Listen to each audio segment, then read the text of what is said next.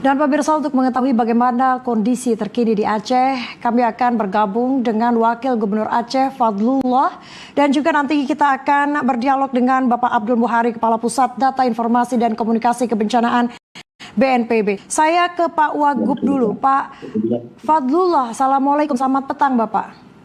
Ya, waalaikumsalam warahmatullahi wabarakatuh. Selamat sore. Ya, Pak Fadlullah, bisa dikabarkan kepada kami kondisi terkini di Aceh. Wilayah mana di Aceh yang terdampak paling parah saat ini, Pak? Ya, jadi pertama ada 3 kabupaten kota yang belum bisa terhubung, yaitu Bener Meriah, kemudian Gaya Luwes, dan Aceh Tengah. Ini putus total.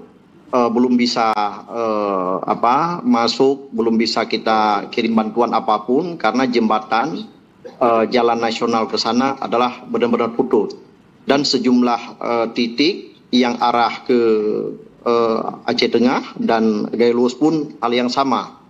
Nah, saat ini saya berada di Kabupaten PD Jaya. Tadi saya dari Banda Aceh menuju PD lebih kurang 2 jam, sekarang ke PD Jaya 3 jam dari kota Banda Aceh.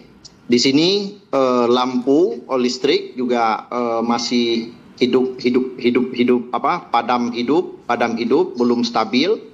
Jadi karena efek dari robohnya 12 tiang tower di Langsa, kemudian di Birut, dan di Aceh Tengah. Ada 12 tower, tetapi kawan-kawan dari PLN tadi pagi kami menerima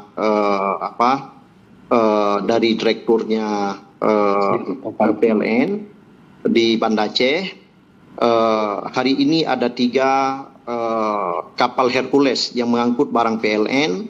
Kemarin ada 2. Mudah-mudahan besok pagi kalau cuacanya baik akan diangkut pakai helikopter. Ada disiapkan 4 helikopter untuk membawa barang PLN itu ke lokasi pembangunan tiang tersebut. Baik, Pak Wagub, apa yang menjadi prioritas penanganan bencana oleh pemerintah saat ini, Pak Wagub? Saat ini adalah kami ingin menyelamatkan dulu warga kami yang masih terisolir. Seperti saya sampaikan tadi, ada 3 kabupaten kota ini kita belum bisa ke sana, mereka pun belum bisa keluar. Tadi sempat berkomunikasi sekilas, malah mereka bukan hanya kabupaten, tingkat kecamatan ke kecamatan mereka terputus dengan rusaknya jembatan. Sejauh ini sudah berapa jumlah korban, baik itu yang meninggal dunia ataupun yang mengungsi saat ini di seluruh Aceh? 153.000 yang terdampak banjir, sedangkan yang meninggal belum dimasukkan data yang di PD Jaya. Di PD Jaya tadi Bupati melaporkan ada 15 orang meninggal, 9 masih hilang. Data tadi siang adalah 28 orang. Tetapi saat saya di PD Jaya ini ternyata saat ini 15 orang telah meninggal dan 9 orang dinyatakan hilang. Ada beberapa desa yang belum bisa kita akses ke sana karena lumpurnya yang sangat tebal dan masih airnya yang sangat lumayan deras. Saat ini apa yang paling dibutuhkan masyarakat di sana, Pak Wagub?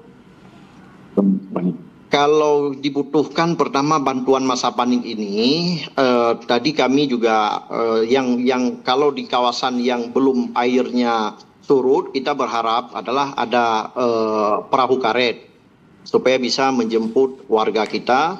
Tetapi kalau di tempat pengungsian kita berharap ada sembako, beras, selimut, dan yang lainnya. Juga obat-obatan. Baik. Pak Wagub, apa yang mau disampaikan kepada masyarakat Aceh jika menonton tayangan ini? Apa yang masih harus diwaspadai? Ya, pertama sekali kami berharap dan berdoa kepada seluruh masyarakat Aceh. Ini cobaan harus kita lalui dan mari kita kuatkan diri, kita berserah diri kepada Allah Subhanahu wa taala. Kami dari pemerintah terus berusaha untuk menjemput rakyat masyarakat yang masih terisolir di dalam. Baik, dipastikan pemerintah hadir untuk warga Aceh. Terima kasih Pak Fadlullah, Wakil Gubernur Aceh, untuk dialognya pada petang hari ini. Terima kasih. Assalamualaikum Bapak. Waalaikumsalam warahmatullahi wabarakatuh. Dan pemirsa, kita akan lanjutkan dengan Bapak Abdul Muhari, Kepala Pusat Data Informasi dan Komunikasi Kebencanaan BNPB. Pak Abdul Muhari, selamat petang. Assalamualaikum. Waalaikumsalam, Mbak. Ya, Pak Abdul Muhari, bisa disampaikan kepada kami kondisi terkini yang terjadi baik itu di Aceh, di Sumatera Utara ataupun Sumatera Barat. Kita sisir dari Aceh dulu, Bapak. Ya, secara umum di 3 provinsi ini kondisi cuaca per hari ini itu sudah mulai membaik. Tadi kita melihat beberapa tayangan visual aktivitas dari Kepala BNPB yang saat ini berkantor di Tarutung yang menyebutkan cuaca di siang ini di Sumatera Utara cukup baik, yang memungkinkan pekerjaan tim darat bisa lebih optimal. Artinya kalau kondisi cuaca ini tidak mengalami atau tidak ada hujan dengan intensitas tinggi, maka operasional tim yang dalam hal ini sedang mengoptimalkan pembukaan akses-akses jalan yang tertutup material banjir bandang, material longsor, itu bisa lebih optimal. Fokus pekerjaan tim 2-3 hari ini di lapangan adalah membersihkan atau membuka kembali akses jalan lintas kabupaten kota dan lintas provinsi, karena ini yang akan sangat menentukan lancarnya arus distribusi orang dan barang yang terkait dengan pemenuhan kebutuhan warga terdampak di lokasi-lokasi kabupaten kota yang saat ini terkena banjir dan longsor, Mbak Cica. Baik, Pak Abdul Muhari. Kemudian berapa jumlah korban tewas? Kami mendapatkan data ada 72 orang. Dan apakah ada penambahan atau seperti apa, Pak? Ya, sore ini karena dari 2 hari yang lalu tim personil BNPB sudah mulai masuk ke kabupaten kota yang sebelumnya memang mengalami hambatan. Kami cukup kesulitan ketika berkoordinasi dengan pemerintah kabupaten kota terdampak karena beberapa tempat blackout, putusnya jaringan komunikasi dan lain-lain. Setelah tim kita masuk, ternyata angkanya cukup signifikan ya, cukup buat kita prihatin, dan kita harapkan ini tidak bertambah meskipun masih ada korban hilang. Untuk Aceh itu data per sore ini yang disampaikan oleh Kepala BNPB yang sudah kita rekap dari hasil tim kita di lapangan, itu 35 meninggal dunia, 25 masih hilang. Kemudian yang paling signifikan itu di Sumatera Utara, 120 orang korban meninggal dunia dan masih ada 42 korban hilang. Kemudian di Sumatera Barat itu 23 korban meninggal dunia dan masih ada 12 yang hilang. Tentu saja data ini masih dinamis, tetapi tentunya kita harapkan tidak bertambah. Kita harapkan yang hilang bisa ditemukan dalam kondisi selamat. Tetapi ini yang menjadi perhatian kita, sehingga benar-benar upaya pencarian dan penyelamatan ini akan kita optimalkan seiring dengan mulai membaiknya cuaca. BNPB sudah menerbangkan 2 pesawat operasi modifikasi cuaca. Tadi malam sudah terbang 4 sorti, sehingga mungkin belum optimal, tetapi hasilnya sudah mulai kelihatan. Tadi mulai dari tengah hari hingga sore hari itu cuaca di Aceh dan Sumatera Utara mulai membaik, dan kita harapkan ini masih akan terus. Kita akan melakukan operasi modifikasi cuaca serentak di 3 provinsi supaya benar-benar pekerjaan tim darat ini tidak terganggu oleh hujan yang turun, Mbak Cica. Untuk bantuan dari pemerintah pusat, tadi pagi pesawat A400 dan 3 Hercules sudah diterbangkan dari Jakarta. Apakah bantuan sudah sampai di sana dan sudah bisa didistribusikan, Pak? Ya, bantuan langsung dari Bapak Presiden tadi yang disampaikan oleh Bapak Seskap dan Menteri Menko PMK itu sudah sampai. Tadi pesawat Hercules sudah mendarat di Padang, dan saat ini mungkin sore ini sudah mendarat di Silangit, dan kemudian besok di Banda Aceh.